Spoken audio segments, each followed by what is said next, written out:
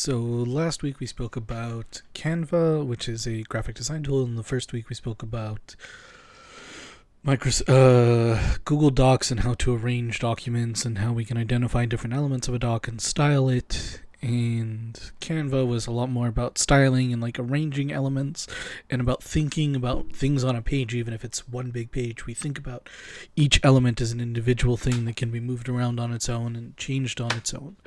And now we're going to go on and we're going to take a look at some HTML and CSS, and HTML and CSS are going to be heavily linked to those two ideas, to identifying an element as its own thing and to styling it. Now, don't panic. This is not a programming course. I'm not expecting you to get deep in the weeds on programming. We're going to keep this very, very simple. But I want you to have I want you to look at HTML and CSS. I want you to have a basic idea of how those things work. Those of you who get curious about it, I will leave links in the I will leave you links, and I believe there are already links in the course outline that will go into more depth about how like the different specific elements of HTML and CSS, but I want us to go through some of the basic stuff together. So first of all, in order to do this, you're going to need a program called Visual Studio Code. So Visual Studio Code specifically. So if you look over here, you'll see there's Visual Studio Code. It's the blue one. We go to that, and you just download it. You'll be able to download for whatever thing you're on, Mac, Windows, or Linux. Doesn't matter what operating system you're on, you should be using this. Once you download it and install it, we're just going to be able to open any folder with code. So I'm going to create a new folder for us, right? So in social media, in lectures, new folder for lecture 03. Excuse me. And when it comes to this, I'm going to make the code that we write together available online. So that, I will upload the code as part of notes. Now, so HTML stands for Hypertext Markup Language. What that means is that is the actual hypertext markup language. So if you break it down, hypertext meaning that it's text that is hyperlinked, markup meaning that it is just that text gets marked up. So the same way, like as a teacher, I'd be crossing out and adding notes and things, right? Like editing a page by just marking things on it. That would be markup. And then language it's a language. That's what HTML is. So to actually give a practical example, I'm going to create an index.html page. This is just a convention. This is just a general rule that whenever we create a HTML page, we create it as index.html. That's always going to be the home page. Whenever you come to a website, the first thing you get is you get the index. And then I'm going to cheat. I'm going to use exclamation point, and then I'm going to push the tab key, and I get this whole thing filled out. I'm going to delete half of it, but we're going to go through and explain what this is. So this doc type HTML says, hey, this is an HTML page. Then we have what are called tags. So a tag is how we identify a piece of text. What is the text inside of this? So everything inside of this is HTML. So that's why my biggest tag, my outside tag, is an HTML. It says HTML. Inside of that, I've got a head and I've got a body. The head is where we have the information, and the body is the stuff that we show people. So in this case, the head is going to have a title. So I'm just going to do that. The title is going to be let's just call it my first page. And then the body is going to actually contain some text. So I can type this is a few words in the body, right? And I can just type these and I can save it. And then if I go into my file, we see that this is an index.html file, so I can open it up and my browser reads it, and my browser is smart enough to actually make these words a thing. The trouble is that that's not really proper HTML. The real way to do HTML is any piece of text has to be inside of a tag specifically identifying what it is. So in this case, first of all, is if we look over here, you see my first page, that's the header. That's where the title is. And then my body, this is going to be in a paragraph tag. That's what a P tag is. There are a bunch of different tags. I'm going to talk through a couple of them that relate to Google Docs. So if we go back to docs.google, right? And if I open, like, let's say this lesson plan, right? We had over here, we had the title and subtitle. We had heading 1, heading 2, heading 3, heading 4 and 5, and we had normal text. The equivalent in HTML, so there's no real equivalent for title, but for paragraph, there's going to be a P tag, right? That's going to basically equate to the normal text. And then for heading 1, we would actually just write that as an H1. So the way we know it's in a tag is we have this opening piece. This part is the opening and this part's the closing, and that's called a tag. And then I say header number 1, and no matter what I type in here, as long as it's it just gets read as regular text, I refresh my page and header number 1 is added to the page here. Now, an important thing to recognize is that the way that this works is the browser loads the page from wherever, and the browser keeps it in memory. So any changes we make will not be shown in the browser until we reload our page, which I can do by clicking that, or I can do by Control-R or Command-R on a Mac. That's the basic idea that we're going through. That's all HTML is at the end of the day. There's a lot more fancy stuff we can do with it, but at the end of the day, it's just taking these elements and it's identifying them as specific text. There's a bunch of different kinds of things, and there's a bunch of, we'll talk about like how we connect other files together, but for starters, the most basic thing we're doing is we just identify those pieces in code. Going on to how do we make the code look pretty? That's what's called CSS. So CSS stands for Cascading Style Sheets. Style sheet being, it's a sheet that has our styles, and it's called cascading, and I'll explain why it's called cascading in a few minutes. I will show you how that's done, but first, let's create a CSS. Let's write some CSS.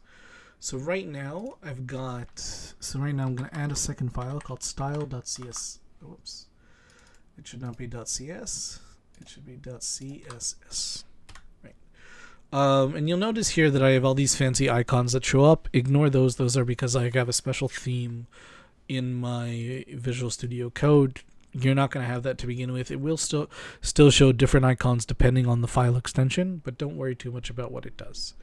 So the way that CSS works is we identify an element. We say, hey, I want to take, let's say, my H1 tags, and then we describe the style we want to apply to them. So I want to take all of my paragraphs and I want to change it so that the color is purple. So I'm just going to do color purple. And this is where we spoke about hex hex colors the other week.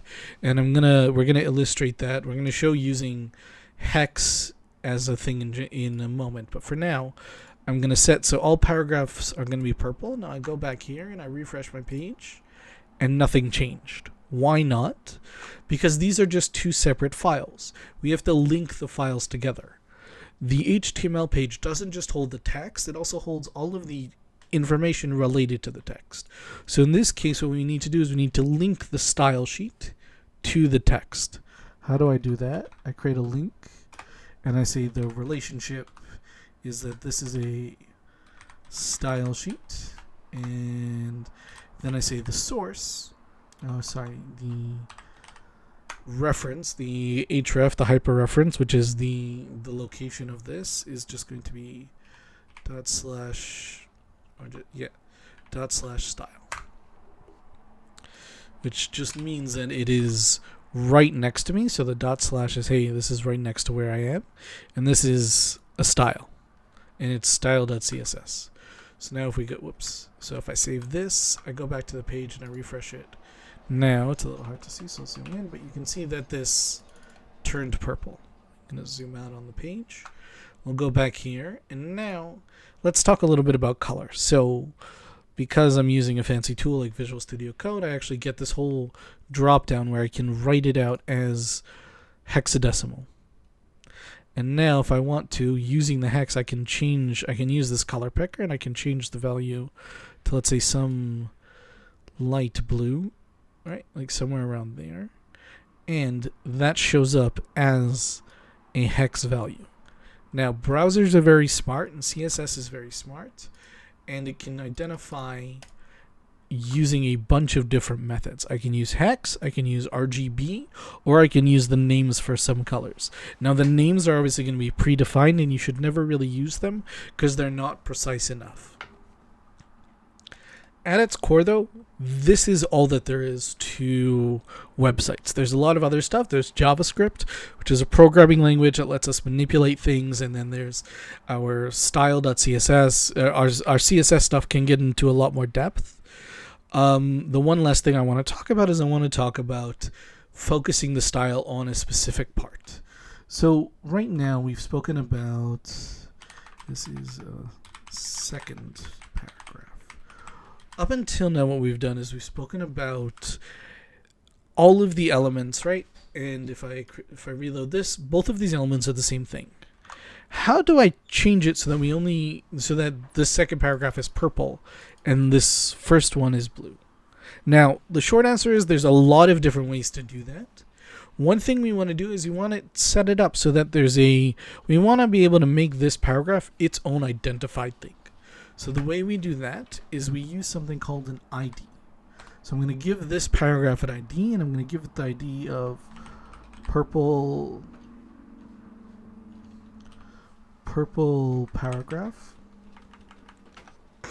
Oops, I'll give it the ID of purple paragraph. And so now I have this purple paragraph, and if I reload the page, nothing has changed. Why? Because it's identified, but there's no changes to what happens to it. What I have to do is I have to go here. I have to use a hashtag, so this way CSS knows it's an ID, and then I say purple para, right? That's what I called it, purple para. I save my CSS. Well, I gotta add like that the actual color is purple. So we do color purple, and we save that, and I reload, and we refresh. And this one is blue, and this one is purple. Why? Because we identified this one as something separate. So the way CSS works is it's cascading, meaning it goes from the general to the specific. Think about like a giant waterfall, and as it flows down into different things, it like gets thinner and thinner and thinner because it's being redirected or parts are being moved off. So in this case, the CSS is saying, oh, all the paragraphs get the blue, then hey, the thing with this ID gets the purple. So because the ID is more specific, that will override the general. That's the general rule for how CSS works. There's other ways of identifying things. For example, you can identify like alternates. So you can have a row. You can, let's say, have a table with like every other row is like blue, has like a gray background, and the other one has like a white, and the even ones have a gray background and the odd ones have a white background. You can do a lot of different stuff like that, but in general, it's all about just how we select, how we identify which piece of the code we're talking about. So we mark it up, we identify it in the HTML, and then the CSS makes it a point of like changing it and making it different. That's all there is to this. There's a lot more. Obviously, there's a lot more to go into. We can do a deep dive, and we can teach a full class just on, making websites and HTML and CSS and things like that. We're not going to. The goal of this class is to show you how these things work in general, right? I recommend that you take some time. I'm going to share, aside from the W3 schools, which I'm going to share with you, there's a few other places where you can go, and those are all very good sources if you're curious about the stuff to learn to build your own websites or to play around with the details of HTML and CSS, and like to learn all the different kinds of tags there are and how they interact and how they work and all the different kinds of styles you can apply, because we're doing the most basic stuff here. We're just doing color when you can do like arrange them differently and like make them like bold or change the font size, and basically anything you can think of and a bunch of things you can't think of off the top of your head are all available because HTML and CSS have been around for a very long time.